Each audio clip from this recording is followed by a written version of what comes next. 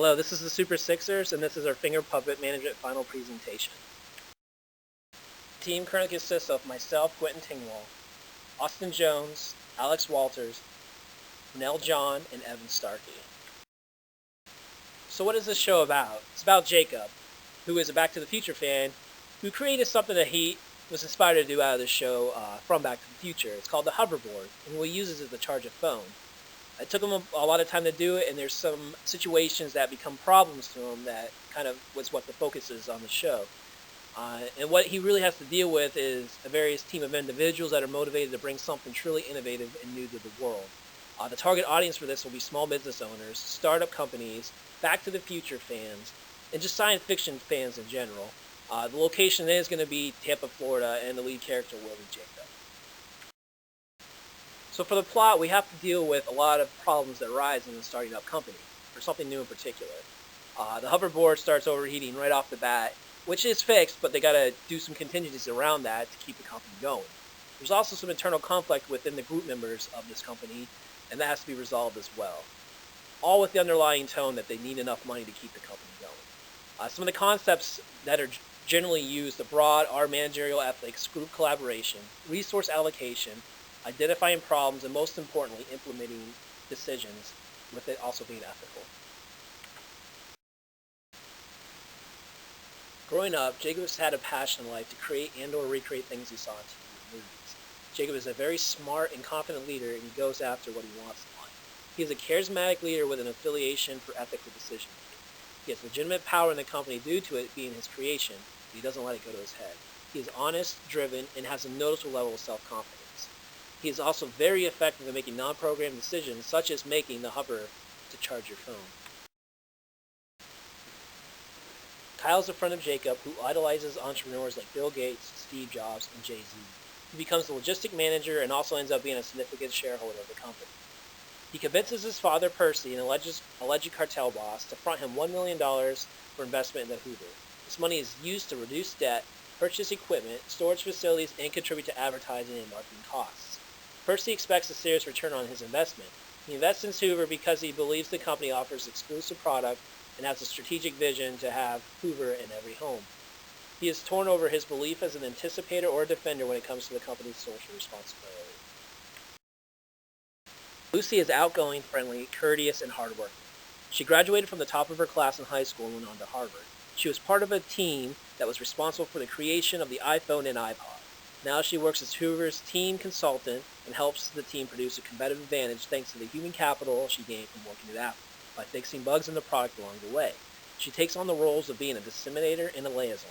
She holds a lot of power when it comes to being able to influence others because they respect her experience with licensing and forming strategic alliances, such as those with Shine Industries. She values collectivism and says that working with others that have open minds is the way to create the best ideas. Ladarius is an upbeat, vibrant, compassionate, and empathetic individual who is always looking out for everyone's best interests. Once he finished high school, he secured a job at a local strawberry farm where he started as a trimmer. Initially, he had motivation issues, and this ultimately led him on a path to self-discovery and development. After many years of hard labor, he managed to work his way up the ranks and become a manager for the farm. He had an excellent team and developed strong social intelligence, until one fateful day when the IRS forced the farm to shut down because the supervisor has been falsifying information on their tax documents. After this point, he has focused every ounce of his effort into becoming the best manager the world has ever seen. He cares nothing more than managerial ethics than nearly anything else in his life. He's a firm believer of the moral rights approach, and this can be seen when he suggests the company value customer safety instead of considering profits. Charles is an entrepreneur with an affinity for magic and magnetics. Very analytical, and he's been known to think outside the box. Charles is employed as a third-party consultant the team calls in to act as a service handler for the faulty wiring. He is an excellent resource allocator in negotiating complex situations, such as when he is the negotiator with Shine Industries for new wires. While admitting some past challenges have been very difficult, there is yet to be a problem he couldn't mitigate. He is an excellent team player and works well in all types of management structures and corporate culture, whether it is a culture that pays close attention to details like a high-context culture, or a culture where contextual variables are less important like a low-context culture. Houdini is a magician with a cynical top hat. He is actively seeking an opportunity to cause a move, and has a strong desire to claim power. He even tries to tempt Kava, suggesting they kick Jacob out of his leadership position. He constantly plays devil advocate and justifies engaging in unethical activity, such as going behind Charles' back for another supplier of faulty wiring. He desires to be a primary leader. He's authoritarian in nature, with traditionalist views on how an organization can run, but can blend into more contemporary environments when he has to. Ultimately concerned with the bottom line, he sees a chance to take advantage of the relative infancy of the tech company and initial high in R&D costs, showing us low net income. In episode 1, we see Jacob and his team coming across their first major difficulty. Despite Houdini's advice, Jacob decides to stand the moral high ground and use a moral rights approach. In page 31, we see that those who fall in line with the moral rights approach choose an action that conforms with moral principles and provide positive consequences.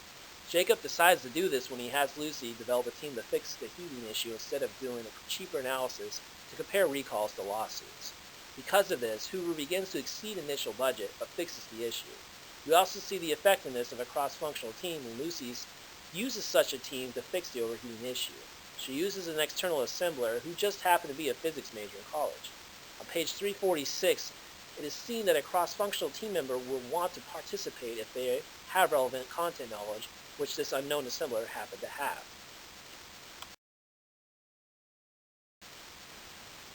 In episode 3, the team goes on with finding a new supplier, and particularly with Shine Industries, and negotiate. Charles is in charge with the task, and Lucy reminds him to manage the resources, mainly their money. According to the textbook, a manager must ensure the efficient use of resources, but also while using them in ways to maximize the organization's goal. While Charles is busy coming to an agreement on price, quality, and quantity with Shrine Industries over the wiring, the rest of the team discuss what values Hoover should have. According to the textbook, values are the fundamentally important behaviors, activities, and outcomes of the company. Lucy starts the conversation and suggests that they should value customer safety and satisfaction. Houdini suggests that they value profits over safety and satisfaction, which is not very ethical, but the rest of the team disagrees. Jacob states that the company will be honest and trustworthy, and Ladarius says they should not knowingly release a faulty product. During a new test of the wires, Charles discovers that the wires were at fault again, and Ladarius comes to the conclusion that Houdini must be behind it. Jacob confronts Houdini about his unethical behavior and going behind their backs, and switching the wires, to which he refuses having a part of and runs out. Management is a dynamic process which incorporates actions such as planning, deciding, and evaluating. And to effectively accomplish these tasks, managers need to be actively engaged with their environment. Managers must be effective listeners who are patient and willing to make necessary changes to adapt to the ever-changing culture and nature of an organization. Management has many purposes to include improving performance by strategies, which requires decision-making. Managers can't stay stagnant. They must not be stationary or remain outside looking in. Organizations must also be willing to negotiate old practices for more effective new ones.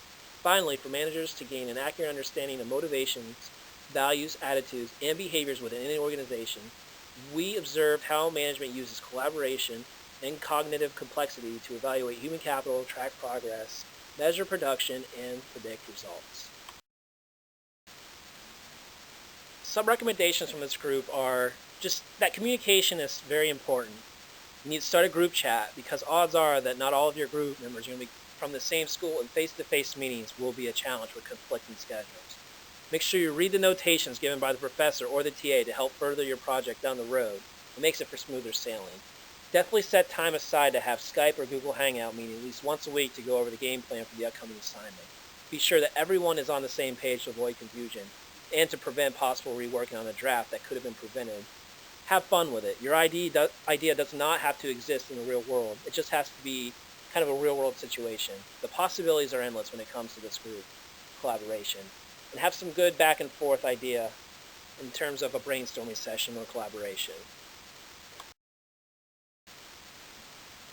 Our team learned about the challenges management encounter: planning, deciding, and developing interpersonal skills. We communicated almost daily, and all equally participated in every aspect of this project. We made a commitment to each other in our very first meeting, and created a schedule that was complementary to all our busy schedules. This made communication easy. We arranged meeting places on the weekends, and made the best effort on an overall design, storyline, and characteristics. Our episodes, though done independently, reflect the type of relationship that developed between us. The episodes flow seamlessly from beginning to end.